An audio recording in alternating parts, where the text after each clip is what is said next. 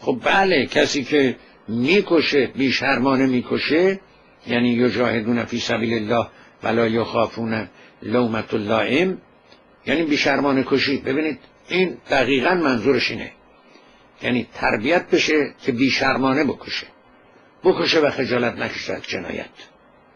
کسی که اینجوریه فإن حزب الله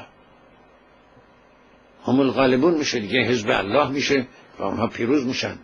کسانی که بیشرمانه بکشن طبیعی پیروز میشن، مگر واقعا نیروی مبارزه جلوی اونها مثل خودشون بشه، بیشرمانه تر از خودشون بکشه. همون کاریست که ما چرا اینها رو ما داریم برای بچهای کشورمون میگیم. روزبهان، کیسیا، بابک، در هر مقامی که هستی برای مبارزه باید بدونی که اینها بیشرمانه کشن. ما داریم میکشیم اینها برگردن به ایرانیتشون، اما اگر برنگشتن شما باید دشمنتو بشناسی. وقتی دشمنتو شناختی باید با قدرت بیشتر او رو از پا در بیاری. شما با کسانی طرفید که بیشرمانه کشن، میگن خوب کاری میکنیم میکشیم.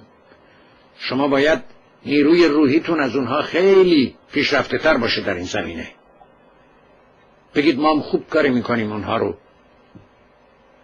همون بلا رو به سرشون میاریم.